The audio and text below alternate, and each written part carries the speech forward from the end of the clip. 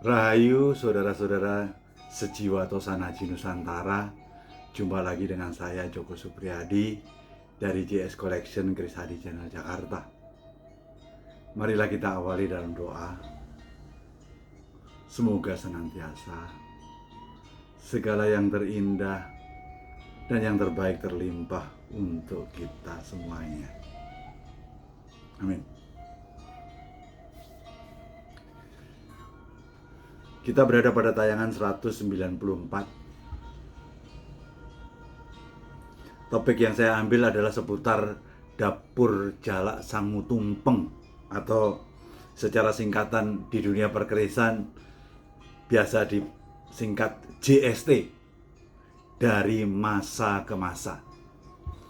Pada kesempatan ini saya akan review ada 6 pusoko nomor 8890, 8920, 8817, 8615, 8595 dan yang terakhir 8922. Ketika kita bicara tentang jalak sangu tumpeng sebagai dapur ini menjadi sangat legendaris berkat penganugerahan Kanjeng Kiai Ageng Kopek menjadi pusaka utama Keraton Jogja. Tentunya pasti ada sebuah alasan kenapa dapur JST adalah merupakan sesuatu keris utama Jogja, bahkan diberikan semacam suatu gelar tertinggi Kanjeng Kiai Ageng. Barangkali rasa bertanya-tanya kita, ya kita coba ulas saja. Kalau ketika kita belajar tentang ilmu keris itu ada 3. Level pertama adalah tentang tanting, melihat keris sebagai benda seni. Kemudian bicara level tajek secara filosofis, dan bicara tentang masalah tayuh. Mari kita urai secara tanting, melihat keris sebagai benda seni. Hebatnya apa sebuah keris yang seraweannya itu lubang besar sekali? Tentunya bagi pencipta keris, dari aspek benda seni, itu merupakan sesuatu minus point yang cukup besar. Mari kita lihat dari sisi aspek tajek atau filosofi.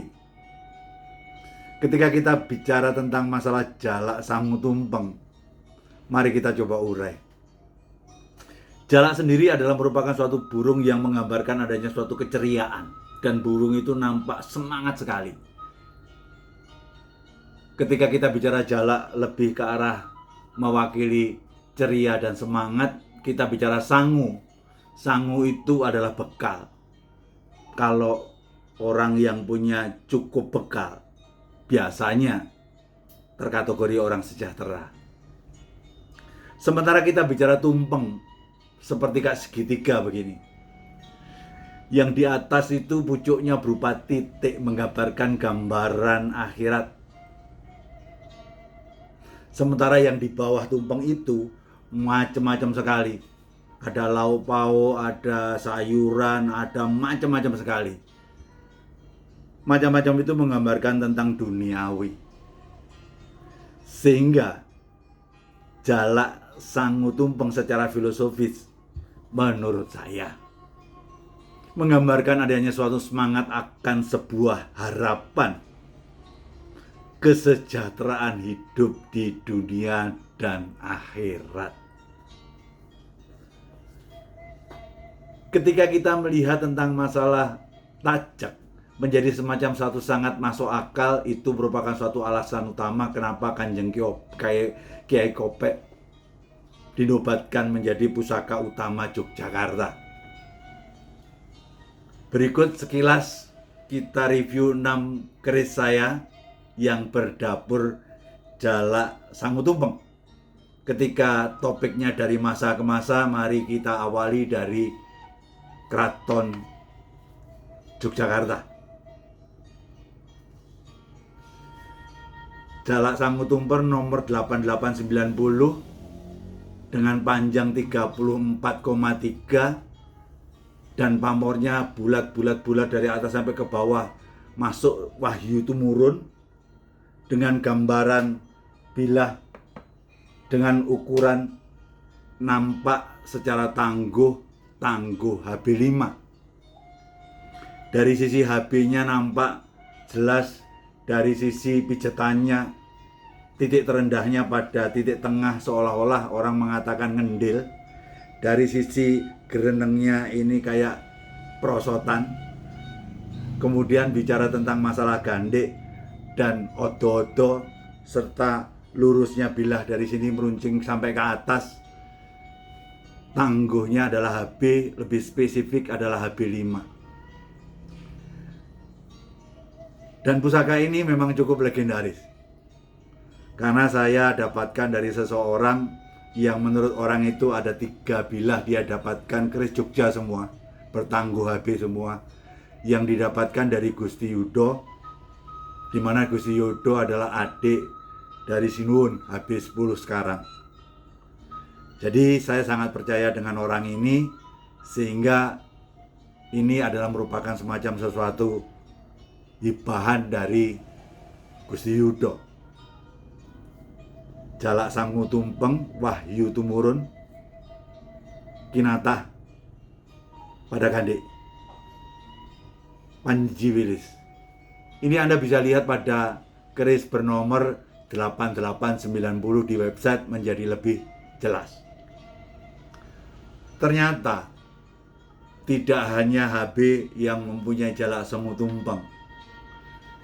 Di sini saya mendapatkan sesuatu gambaran jalak sangu tumpeng PB. Kalau kita lihat dari sisi godong pohongnya, kalau lihat dari pijetannya, titik terendahnya ada di bawah.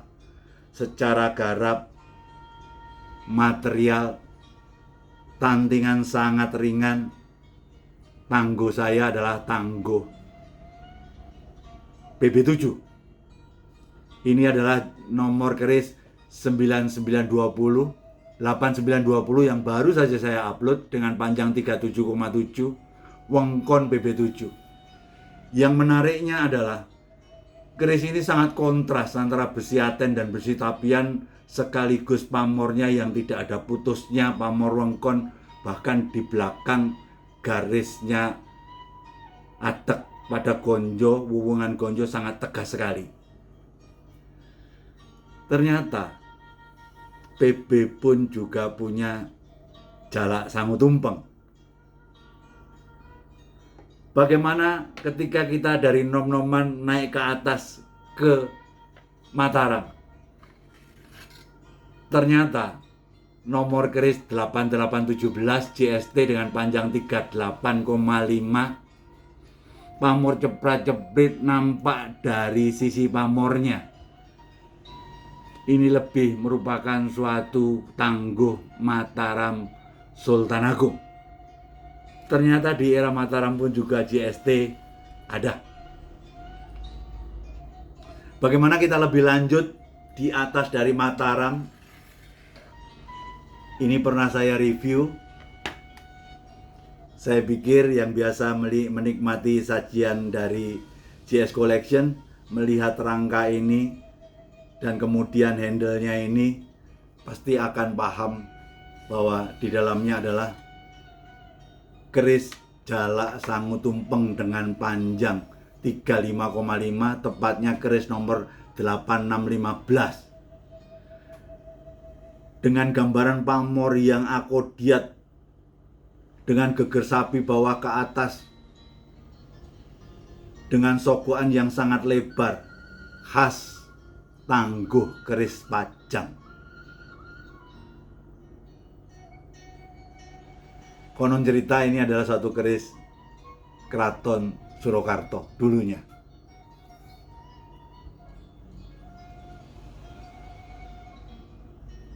Sangat wingit sekali, saudara.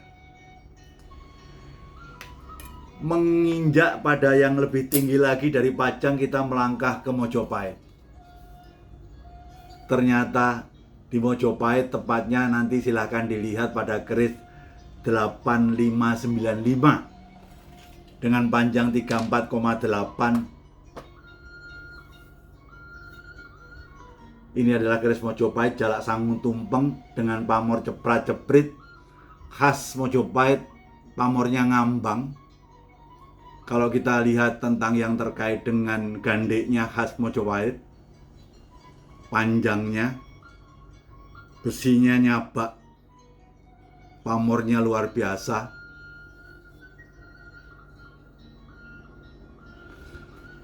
Ternyata di Mojopahit pun juga kita ketemukan adanya semacam satu Jalak Sangu Tumpeng. Pertanyaannya, di atas dari Mojopahit apakah kita bisa temukan Jalak Sangu Tumpeng? Saya ada, tapi saya tidak review hari ini. Di Singosari ada. Namun ketika besinya menjadi kabudan, banyak orang menyebutnya adalah Jalak Budo. Padahal bagaimana suatu keris dengan sogokan 2 dan bertikel alis dan tanpa greneng, tentunya itu seperti Jalak Sangu Tumpeng. Yang saya review justru keris di nomor 8922, maaf belum ada di web, barangkali besok sudah upload. Jalak Budo dengan panjang 23,9 yang sangat syahdu sekali.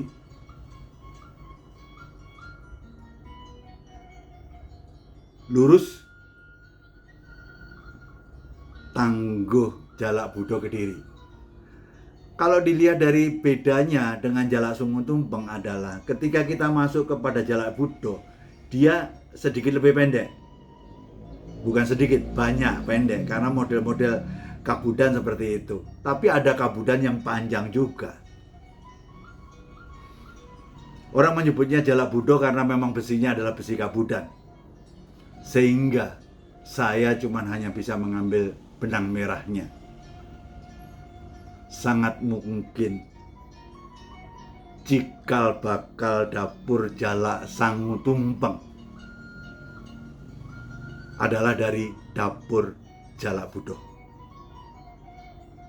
Sehingga suatu harapan kesejahteraan dunia dan akhirat itu suatu hal yang sangat universal, dan itu selalu diarahkan dari awal kehidupan hingga nanti semua menuju ke arah ke sana. Dengan demikian sangat beralasan kenapa Jalak Sangu Tumpeng menjadi semacam satu dapur primadona yang sangat banyak diinginkan oleh para kolektor, karena memang secara ilmu tajek filosofinya sangat dalam sekali, saudara. Demikianlah sajian saya untuk melihat detail daripada keris yang saya coba review tadi. Anda bisa melihat pada nomor 8890, 8920, 8817, 8615, 8595, dan yang terakhir nomor 8922. Demikian yang bisa saya haturkan pada kesempatan ini. Semoga ada manfaat yang bisa kita sama-sama petik. Untuk itu, harapan saya senantiasa teruslah kita belajar Tosanaji, tidak untuk menjadi ahli, hanya untuk menambah cinta kita kepada budaya Tosanaji. Syukur-syukur memiliki. Semoga ada suatu perilaku yang kita berubah untuk menjadi adiluhung, karena diatur oleh kaidah filosofi yang adiluhung pada Tosanaji. Harapan kita akhir dari suatu cerita, semoga ego kita semakin turun. Jayalah budaya Tosanaji Nusantara. Pastikan budaya ini menjadi tuan rumah di negeri sendiri. Kalau bukan kita, siapa lagi? Kalau tidak sekarang, kapan lagi?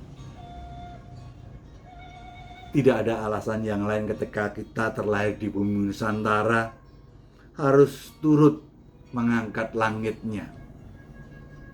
Saya hanya mampunya mengangkat langit Nusantara dari budaya Tosanajinya. Nun, Rahayu, Rahayu, Rahayu, Sagung Dumadi. Jalak Sangu Tumpeng Wengkon PB7. Nun.